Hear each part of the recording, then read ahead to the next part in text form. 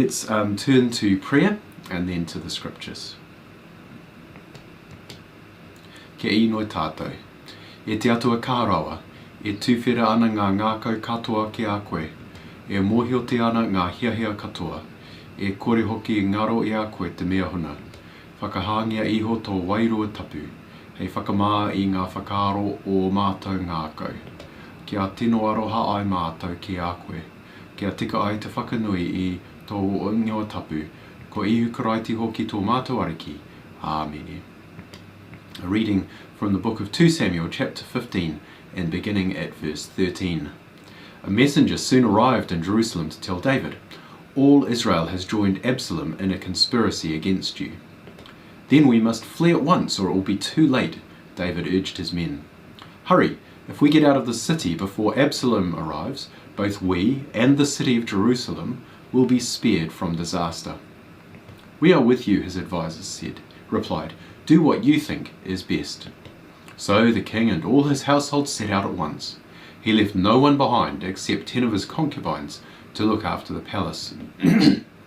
The king and all his people set out on foot, pausing at the last house to let all the king's men move past to lead the way. There were 600 men from Gath who had come with David, along with the king's bodyguard. Then the king turned and said to Ittai, a leader of the men from Gath, "Why are you coming with us? Go on back to King Absalom, for you are a guest in Israel, a foreigner in exile. You arrived only recently, and should I force you to wander with us today? I don't even know where we will go. Go on back and take your kinsman with you, and may the Lord show you his unfailing love and faithfulness." But Ittai said to the king, "I vow by the Lord and by your own life that I will go wherever my lord the king goes, no matter what happens, whether it means life or death." David replied, "All right, come with us." So Ittai and all his men and their families went along. Everyone cried loudly as the king and his followers passed by. They crossed the Kidron Valley and then went out towards the wilderness. Zadok and all the Levites also came along, carrying the Ark of the Covenant of God. They set down the Ark of God, and Abiathar offered sacrifices until everyone had passed out of the city. Then the king instructed Zadok to take the Ark of God back into the city. "If the Lord sees fit," David said, "he will bring me back to see the Ark and the tabernacle again. But if he is through with me, then let him do what seems best to him." The king also told Zadok the priest, "Look, here is my plan.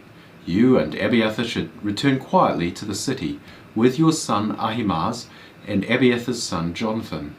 I will stop at the shallows of the Jordan River and wait there for a report from you." So Zadok and Abiathar took the Ark of God back to the city and stayed there. David walked up the road to the Mount of Olives, weeping as he went. His head was covered and his feet were bare as a sign of mourning, and the people who were with him covered their heads and wept as they climbed the hill. When someone told David that his advisor Ahithophel was now backing Absalom, David prayed, "O Lord, let Ahithophel give Absalom foolish advice." When David reached the summit of the Mount of Olives, where people worshipped God, Hushai the Archite was there waiting for him. Hushai had torn his clothing and put dirt on his head as a sign of mourning. But David told him, "If you go with me, you will only be a burden. Return to Jerusalem and tell Absalom, I will now be your advisor, O king, just as I was your father's advisor in the past. Then you can frustrate and counter Ahithophel's advice. Zadok and Abiathar, the priests, will be there. Tell them about the plans being made in the king's palace, and they will send their sons, Ahimaaz and Jonathan, to tell me what is going on." David's friend Hushai returned to Jerusalem, getting there just as Absalom arrived. Hear what the Spirit is saying to the church. Thanks be to God. Well, I wonder if you've ever found yourself pushed out to the margins, pushed out away from the place where you believe you belong, perhaps even away from your home. Many stories have been told of these kinds of events where we find ourselves in a kind of exile, and where we find ourselves pushed away from our home, the place that we love, and often from the people that we love. This is a common human experience. In this passage, David finds himself pushed out into a kind of exile, an exile from his home in Jerusalem as king, an exile from his role as the king, and an exile even from his own family. He's pushed away because he's been betrayed by his own son. And so the pain of this exile is even greater for David than it would have been if it was from an external enemy. Even in the church we find this, that those who ought to be closest to us sometimes betray us and push us away from the place that ought to be where we belong. It's not just in our own places of work or our families, but even in church life this can happen. And when we look at this, we can see that, first of all, exile is a common situation for God's people. Exile is a place where faith can be set free and grow. And exile also paints a picture for us here, David's exile, of Jesus who's coming to share in that and to, in the end, promise us a return from it. So I wonder if you can see in here that there's something of a picture of what we all experience, because David's experience has a commonality. The reason this story resonates to us, even though we're not a king, or at least I assume nobody listening is a king, even though we are living in a very different time and in a very different place, the sense of pain and loss that's reflected in this story, I think, still resonates with us today, because it's a bit of a common experience rather than something that's unique to David. In fact, you could even say that the whole of the church, the whole of the Christian world, is in a kind of exile ourselves. We're not living in God's land. We're not, even though we call Aotearoa God's land sometimes, we're not living under God's king. And we're not living in the end in a world that's been set free from all the pain and difficulty of our broken world. We're not where we hope to one day be.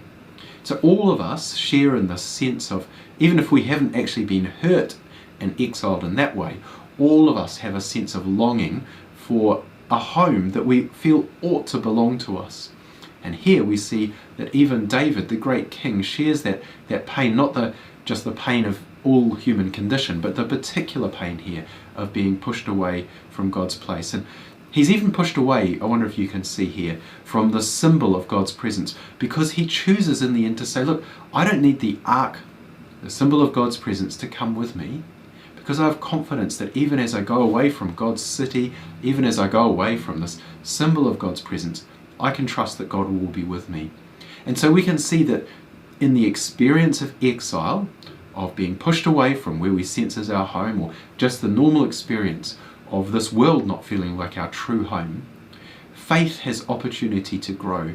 Even if we feel far from God's presence, there's the opportunity to do what David does and to pray and to find the lived experience of seeing God in action even when we're away from where we want to be and where God has promised we will one day be. David prays here for Absalom's advisor to give foolish advice. You're going to see in a while that God sort of answers this prayer, but as is so often the case in our own experience of exile, God answers the prayer in a different way from the way that David has expressed it. We see too that even though David acts in faith, he doesn't act in foolishness. He plans carefully for how he might be able to achieve a return. He acts wisely. And here we have an encouragement to do the same ourselves, to cry out to God in prayer, but also to act wisely in the midst of the situations we find ourselves in, the specific pain of perhaps betrayal, or the general pain of living in this age of the world. But I wonder if in the end you can see here the hint of another king who goes to the very same mountain outside Jerusalem, outside the city walls, and there grieves his own loss, but not a loss that he's suffering for his own sake, but on behalf of other people. Jesus too one day goes outside the walls of Jerusalem, climbs the Mount of Olives, and there grieves for what he is about to suffer. Except that, as we'll find out in David's story, God brings him back without suffering the ultimate penalty of so many betrayed kings. He doesn't suffer death in this story. But our King Jesus goes outside the wall and grieves, and then chooses to go back and to suffer on our behalf to set us free from the human exile that we all experience in this age of the world.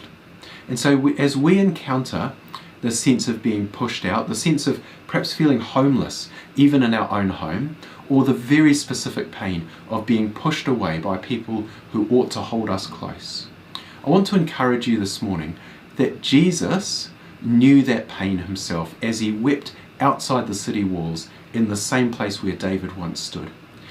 And by his suffering, he has given us the hope of being set free for all eternity from that sense of homelessness, of homesickness. That homesickness will one day be healed because of what Jesus did in his own suffering. I runga I te ingoa o te matua te tama me te wairua tapu. Amen. Let's continue in prayer. Ko ākono nei tātou e tō tātou ariki, ka inoi tātou. E tō mātou matua I te rangi, kia tapu tō ingoa, kia tai mai tau rangatiratanga, kia mea tia tāu e pai ai ki runga ki te whenua, kia rita anō ki tō te rangi. O mai kia mātou ai nei, he taro ma mātou mō tēnei rā, murua o mātou hara, e mātou hoki e mura nei I o te hunga I harana kia mātou. Aua hoki mātou e kawea kia whakawaia, I engari whakaorangia mātou I te kino. Nau hoki te rangatiratanga, te kaha, me te kororia, ake. Amen. And we say together the grace. Kia tau kia tātou katoa te atawhai o tō tātou ariki o ihu karaiti, me te aroha o te atua, me te whiwhi ngā tahitanga ki tō wairua tapu, ake. Amen.